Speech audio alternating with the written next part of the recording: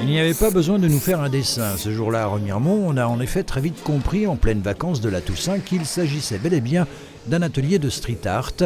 Atelier familial et intergénérationnel proposé dans l'ancien gymnase du Rumont par l'association Pacte, partenariat des acteurs culturels, citoyens et territoriaux, qui avait invité cet homme-là, Alesque, c'est son pseudo d'artiste graffeur, à transmettre son savoir. À chaque fois que j'ai pris des jeunes avec moi pour leur apprendre, c'est ce qui me motive le plus en fait.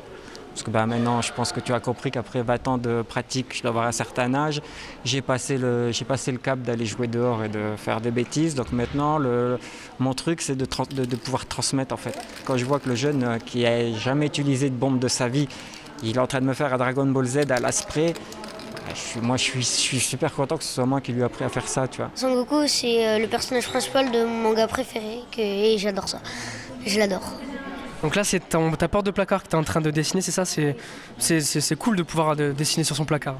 Ouais, j'avoue, on fait pas ça tous les jours, quoi. Mais avant d'attaquer le grand format, il fallait déjà s'entraîner sur un petit à dessiner à partir d'un modèle, à condition d'en avoir un sous la main, ou, c'est encore mieux, d'avoir une grand-mère pour aider. Je ne sais plus le nom du personnage, c'est un personnage pour mon petit-fils, c'est des pops, c'est un pop de Dragon Ball. On l'avait fait et il s'est abîmé, donc il faut le refaire. Lui, il va le mettre en peinture, bien sûr.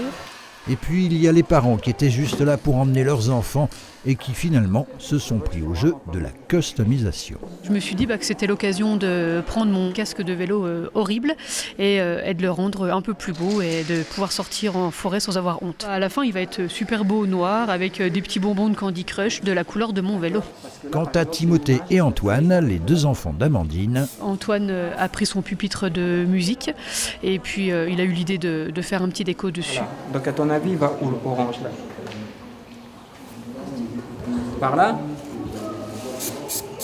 et ce vinyle, c'est l'œuvre d'Antoine. À une autre table, Par exemple là, les filles, elles sont super motivées parce que c'est leur coque de téléphone qu'elles font.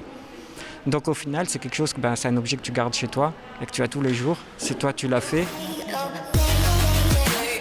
un atelier sur 2 jours qui en appelle d'autres avec la mise en place en janvier prochain de cours de street art dispensés par Alesque. Une dizaine d'artistes en herbe se sont déjà inscrits. Ces cours seront probablement suivis d'une exposition en juin 2024.